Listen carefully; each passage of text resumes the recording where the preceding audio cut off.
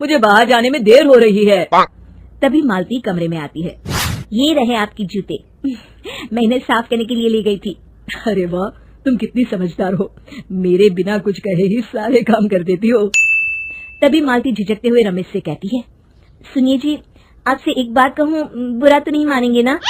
अरे नहीं नहीं, बेफिक्र होकर कहो। शादी से पहले मैं अपने मायके में नौकरी करती थी। मैं चाहती हूँ कि अब मैं फिर से नौकरी करना शुरू कर दूं। वैसे भी सारा दिन घर में बोर हो जाती हूँ।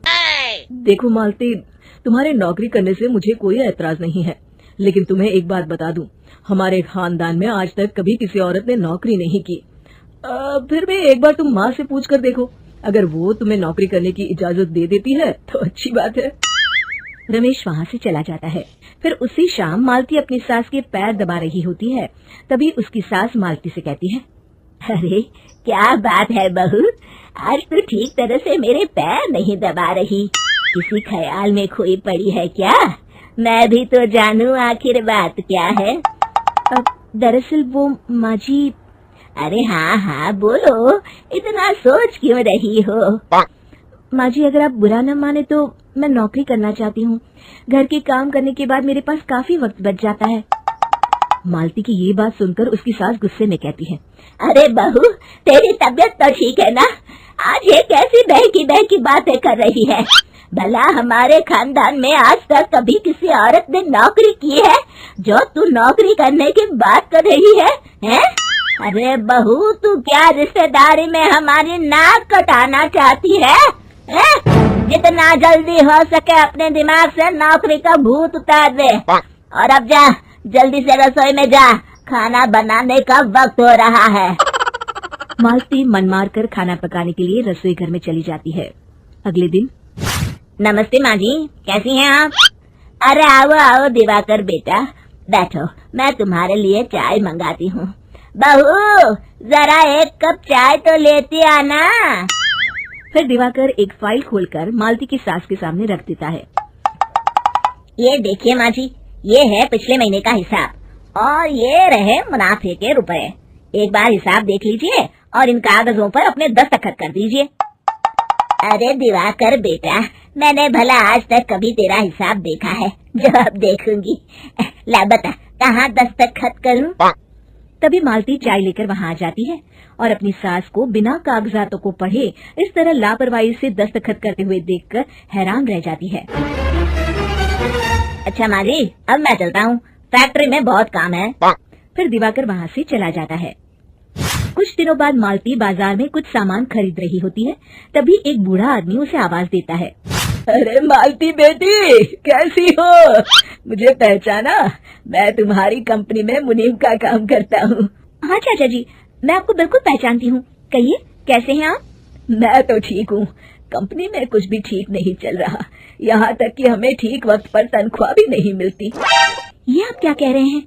अब क्या बताऊँ, आप लोग तो कभी हिसाब किताब देखने दफ्तर आते नहीं। मेरी मानो तो एक बार आप लोग दफ्तर आकर सारा हिसाब किताब देख लो, आपको असलियत पता चल जाएगी। अच्छा बेटी, अब मैं चलता हूँ, देर हो रही है। फिर वो बूढ़ा वहाँ से चला जाता है। वहीं दूसरी तरफ मालती घर पहुंचकर अपनी सास को सारी बात बताती है। तभी वहाँ रमेश भी आ जाता है, लेकिन मालती की सास मालती की किसी भी बात पर विश्वास नहीं करती। तभी रमेश कहता है, अरे माँ, बिना आग के कभी धुआं नहीं उठता। जब मालती इतना कह रही है तो हमें एक बार दफ्तर चलकर देख लेना चाहिए। वैसे भी हम लोग काफी दिन से अपने दफ्तर नहीं गए हैं। इस तरह किसी एक आदमी के भरोसे काम छोड़ना मुझे भी ठीक नहीं लगता।